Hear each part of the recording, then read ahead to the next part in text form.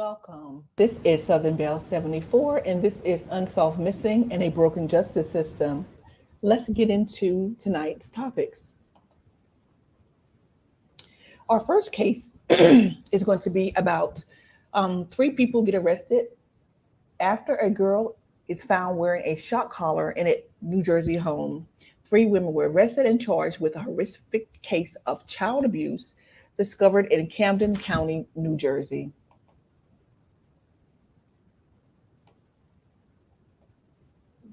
In other news tonight, in South Jersey, 3 women are facing charges for a disturbing crime. Police say they used an electric shock collar on a 13-year-old girl in their home. Action News reporter Trish Hartman is live outside of the Stratford Police Department tonight with the full story. Trish. Rick, this story is just heartbreaking. Authorities say a 13-year-old girl was abused and neglected and accused the suspects of forcing her to wear a shock collar meant for a dog around her neck. Karen Valek says it was Tuesday afternoon when she heard her doorbell ring repeatedly. I open the door and she hands me this dog collar and I go, "Is your dog loose?" She said, "No, they shocked me. And she put up her neck and I saw the 2 marks from the dog collar. Karen says she brought her inside her home in the 100 block of Harvard Avenue in Stratford. She tried to comfort the 13-year-old while her husband called 911. I was horrified. My husband and I haven't been able to sleep for days on end. You know, what can we do for this poor little girl? Police say the girl was taken to Jefferson Hospital in Stratford for treatment, and the Division of Child Protection and Permanency removed her from the home. The next day, authorities arrested Kelly, Rebecca, and Rachel Menig and charged them with aggravated assault, child abuse, and neglect, alleging they forced the girl to wear the shock collar and deprived her of necessary amounts of food and clothing.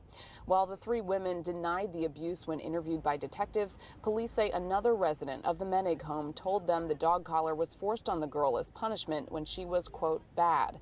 Karen says she suspected the home was an unpleasant environment, but never imagined this. You can hear it in the winter through the windows, always yelling and fighting. And those 3 suspects are still locked up in a Camden County correctional facility tonight. Reporting live in Stratford, New Jersey, Trish Hartman, Channel 6, Action News. Shari? Yeah. All right, guys, that was truly a disturbing case. Let's move on to our next case.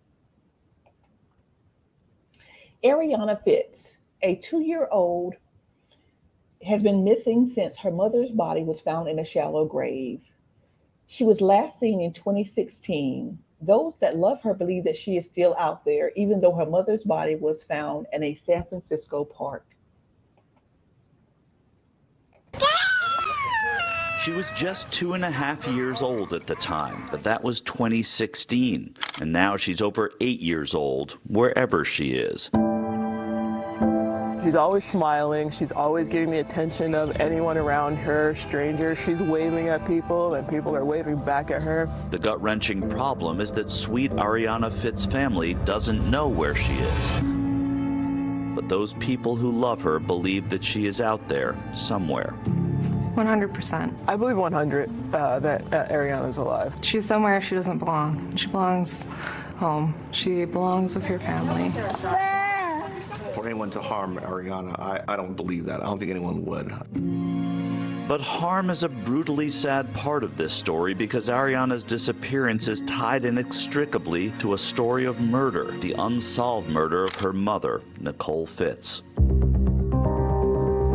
She was a single mom. She lived in San Francisco. You know, she didn't live in the best situation, you know. Contessa Fitts is Nicole's sister, who has spent the better part of the last 6 years trying to piece together the mystery of what happened to her sister, found dead by a groundskeeper in a shallow grave covered by a sheet of plywood on an April day in 2016, here in San Francisco's McLaren Park. Contessa recalls with cruel clarity the moment the officer told her about her sister. He says, "This is the hardest thing I have to tell you." I don't even let him finish because I knew what he was going to say. And in the blur of that numbing and life-altering news, the realization that no one knew where Arianna was. with barely even any time to process, what we've just been told, we have to figure out where Arianna could possibly be. Nikki had gone through a housing crisis, basically a housing emergency, and the situation that Nikki had found herself in was temporary. Claire Bonner was Contessa's long-term partner at that time, close to Nicole and really a relative to Arianna. She's my niece, and she's just a bright, bubbly kid. Arianna had that effect on many people, so much so that it became a problem and one that perhaps explains her disappearance. Approaching everyone, and just everyone falls in love with Arianna the moment they meet her. It started in Daly City near San Francisco, where Nicole and Arianna moved in with a woman they trusted, a street pastor named Lamasani Briggs, who would look after Arianna while Nicole worked at her job at Best Buy. She would criticize Nikki over private matters that Nikki had never talked to Lamasani about. The only reason Lamasani would know about any of that would be going through her virtual diary on her laptop. And then something happened that could have happened to anyone who spent time with the adorable and engaging Arianna. She also became very possessive of Arianna and would call Arianna her child, her baby. Arianna had this effect on people where they kind of became possessive of her. She just, she has a very magnetic personality. Then there were new babysitters, Briggs' nieces, and things, though, soured there as well. They would have excuses as to why they weren't available for Nikki to come and pick Arianna up. Perhaps everyone thought these people had also grown possessive of Arianna. Co-worker and friend Michael Jacobo spent Nicole's last day with her. I had just started a new job at the Conservancy, National Park Conservancy, which actually be working on Alcatraz. She wanted to join me because I was going to pick up some things for my first day of work. From there, they made a few stops, and Michael dropped Nicole off at the home where she was staying with roommates. The roommate says almost like 5 minutes after she comes home, she goes back out. Her roommate saying that a text message from the babysitter drew Nicole outside, and that was the last time anyone saw Nicole Fitts alive. But the next day, she never calls, never contacts anybody, and her roommate calls back again and says that she has not called back. Then they called the police. That was 6 years ago, and there are still no answers. People need to look out for this little girl who's 8.5 now, and she can be in plain sight. If Arianna's found, what would you tell her about her mother? I would let her know, you probably have the best mom in the world. Contessa Fitts is holding on to optimism and doing it for both her sister and her niece. Nikki would want nothing more than to know that Arianna is home with family. And for Nikki, for Arianna, we can never give up until we find Arianna. Truly a sad story, guys. Just like I said, if you see something, say something. The child abuse hotline is 1-800-392-3738. Let's move into our next case. The woman accused of kidnapping and killing her longtime friend and then stealing her baby has a court appearance scheduled for tomorrow. This is the first time that Megan Fiormuska could face a judge in months.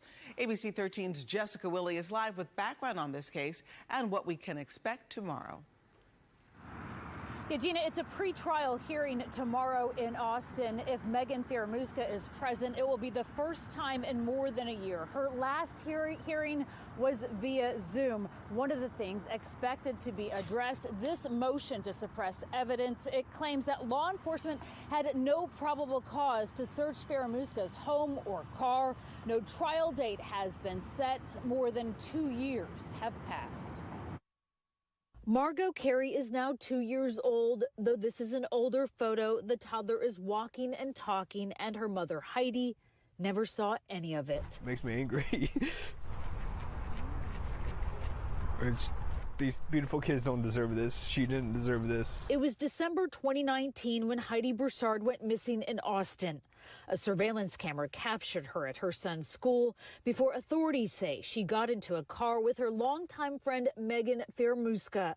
Heidi had her baby Margot with her. She was just a few weeks old. A week later, Heidi's body was found in the trunk of the car, hidden behind the home of Megan's boyfriend near Jersey Village. She had been strangled. Baby Margot was found inside the house unharmed with Megan. She insisted the baby was hers. She was first questioned on the back porch. Investigators believe the motive was that Megan wanted a baby. She pretended to be pregnant and even registered for baby items online.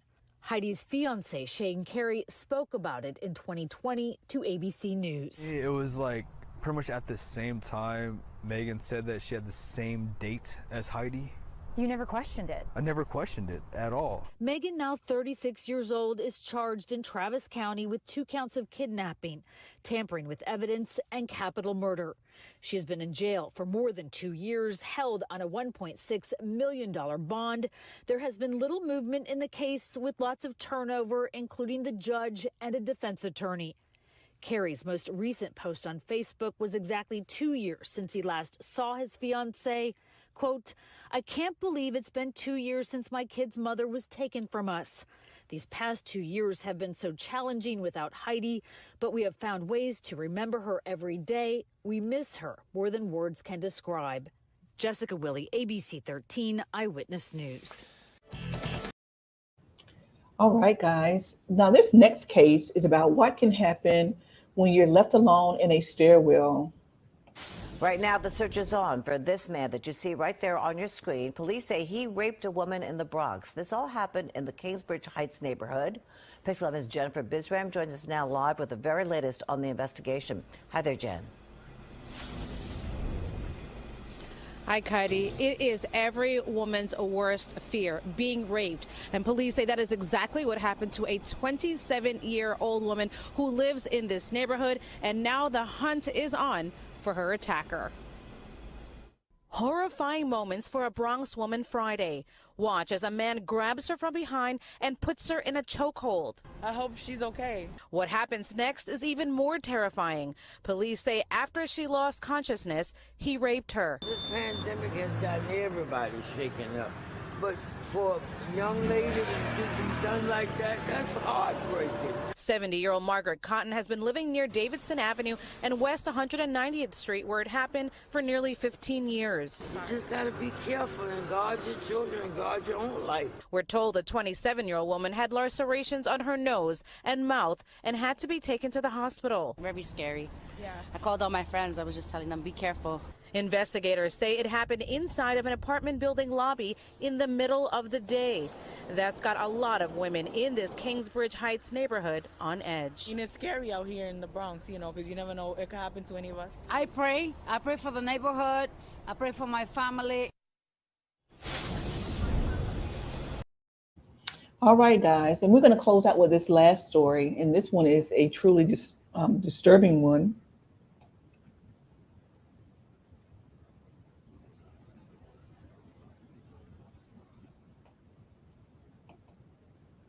Early in the morning, police say the 80-year-old victim was grabbed from behind and dragged behind a building where she was sexually assaulted. And now detectives are hoping someone recognizes the attacker from that surveillance video. Local 10's Janine Stem with us live now with a closer look for us tonight. Janine.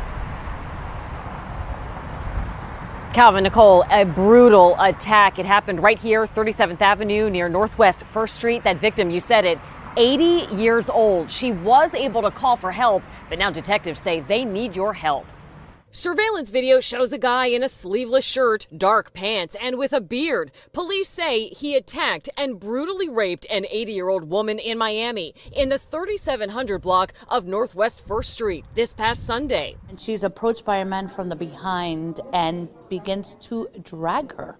He drags her behind a building and he forcefully sexually assaults her. Video shows a silver Chevy Malibu stopping on the street, the suspect getting out and walking into what looks like a building with an open hallway. Another angle shows him walking back to the car, fidgeting with his pants before he takes off. He's very distinctive because he's got tattoos on both arms.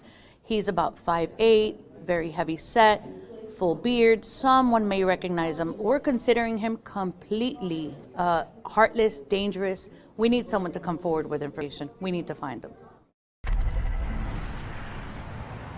We did speak to some neighbors just a short time ago. They tell us they've never seen this guy around. Police are actively searching. If you know anything, call Miami Police or Miami-Dade Crime Stoppers at 305-471-TIPS. We're in Miami. I'm Janine Stanwood, Local 10 News. All right, guys, that was just all the way disgusting. Even safe, you're not even safe in your homes anymore. That's the really sad part about it. That's why I continue to advocate for children as well as women who suffer from domestic violence. If you see something, say something. In closing, I'm going to show you a small presentation with some art pieces, and continue to tune in every Sunday when I do this show. Thank you so much for your support.